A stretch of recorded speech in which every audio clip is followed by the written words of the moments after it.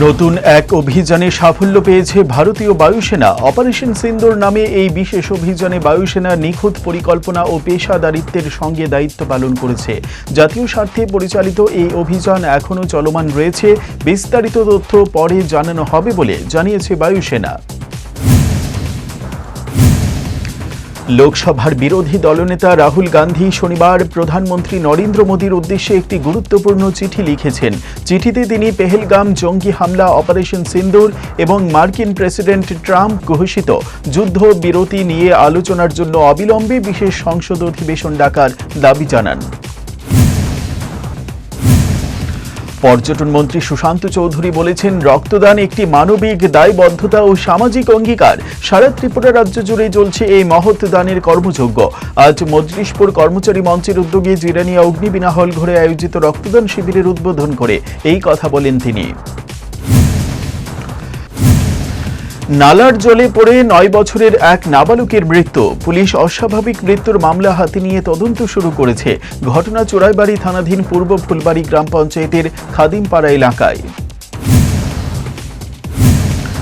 দুই নৌকোই পা দিয়ে চলার চেষ্টা করছে চীন।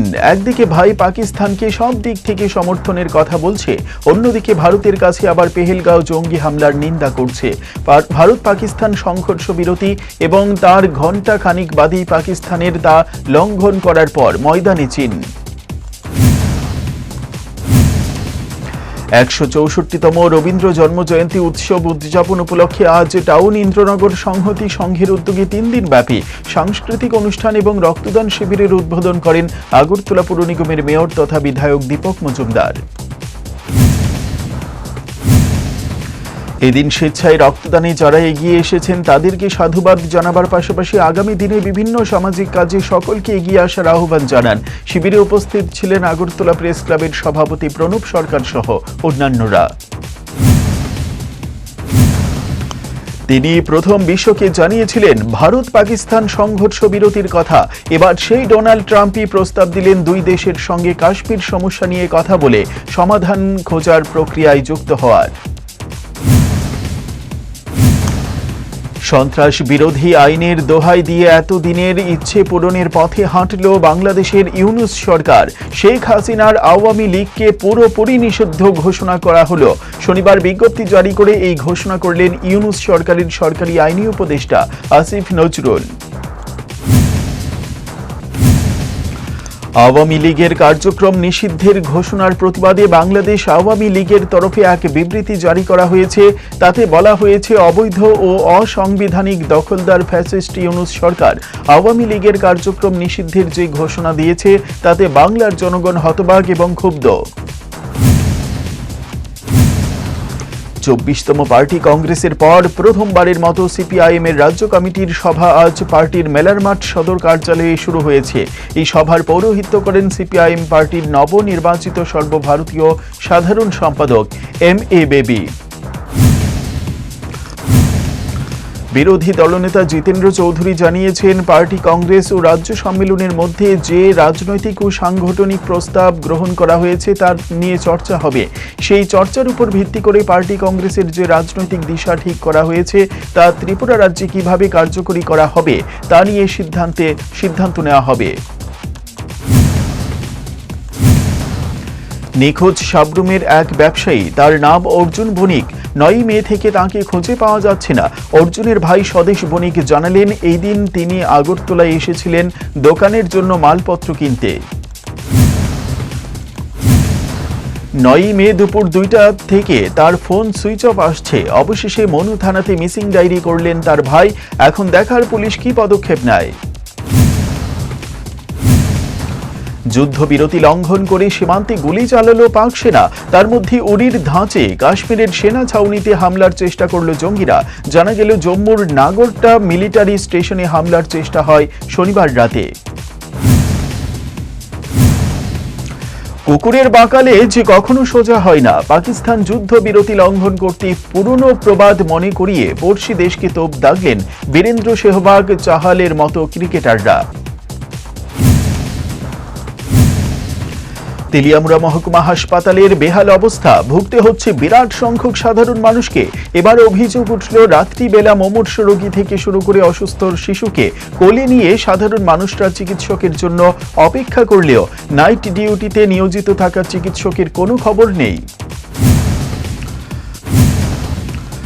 প্রায় সময় তেলিয়ামুড়া মহকুমা হাসপাতালে যারা বিভিন্ন কারণে চিকিৎসা পরিষেবা গ্রহণ করতে চান তাদেরকে এই প্রকারের বিড়ম্বনা পেতে হয়। এই ক্ষেত্রে প্রয়োজনীয় ব্যবস্থা গ্রহণের দাবি ক্রমান্বয়ে জোরালো হলো।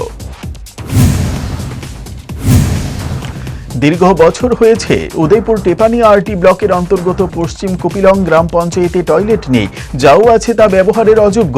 ফলে বর্তমান গ্রাম পঞ্চায়েত গঠিত হবার পর পঞ্চায়েতের প্রধান, উপপ্রধান সহ অন্যান্য সদস্যরা মিলে টেপানিয়া আরটি ব্লকের বিডিওর কাছে পঞ্চায়েতে একটি টয়লেট নির্মাণ করার দাবি জানান।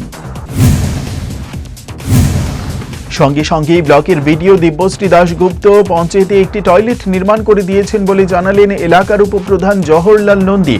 তিনি বলেন, এই টয়লেট নির্মাণ করে দেওয়ার ফলে পঞ্চায়েতের সদস্যরার পাশাপাশি এই পঞ্চায়েতে আসা বেনিফিশিয়ারিদেরও উপকার হবে। বেনুবন বৌদ্ধ বিহারের তরফে বৈশাখী বৌদ্ধ পূর্ণিমা উপলক্ষে ক্যান্সার হাসপাতালে রোগীদের মধ্যে ফল ও মিষ্টি বিতরণ করা হলো। রবিবার এই উদ্যোগ নেওয়া হলো অভয়নগর স্থিত বেনুবন বৌদ্ধ বিহারের তরফে। বিরাট কোহলির অবসর রুখতে মরিয়া বিসিসিআই। সূত্রের খবর, কোহলি যেন অবসর না নেন সেটা নিশ্চিত করতে ক্রিকেট মহলে অত্যন্ত প্রভাবশালী কারোর শরণাপন্ন হয়েছে বোর্ড। রবি শঙ্করের ৬৯তম জন্মদিন উপলক্ষে ত্রিপুরা এপেক্স বডির উদ্যোগে রবিবার করা হলো রক্তদান শিবির।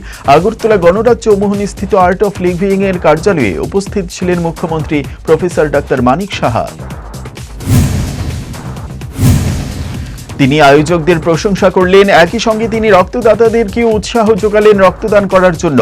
রাজ্যে রক্ত স্বল্পতা দূর করতে এই ধরনের উদ্যোগ সকলকে নিতে আহ্বান জানান মুখ্যমন্ত্রী। অল ত্রিপুরা গেস্ট লেকচারার অ্যাসোসিয়েশনের পক্ষ থেকে মাতৃভাষা দিবস উপলক্ষে আইজিএম হাসপাতালের শিশু ও মায়েদের মধ্যে ফল ও মিষ্টি বিতরণ করা হলো। তারা জানান, তাদের বিভিন্ন সামাজিক কাজকর্মের অঙ্গ হিসেবে এই উদ্যোগ।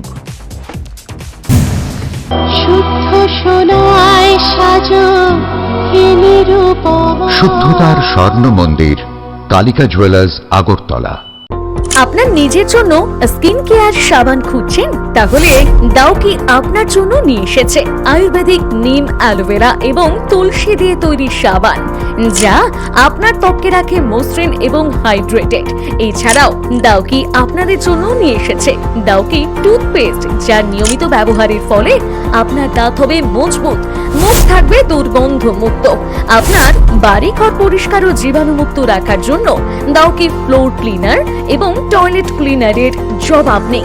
তাছাড়াও ডাউকি থেকে আপনি পেয়ে যাবেন সুগন্ধি ধূপকাঠি। আজই আপনার নিকটবর্তী দোকানে গিয়ে ডাউকি প্রোডাক্ট ক্রয় করুন।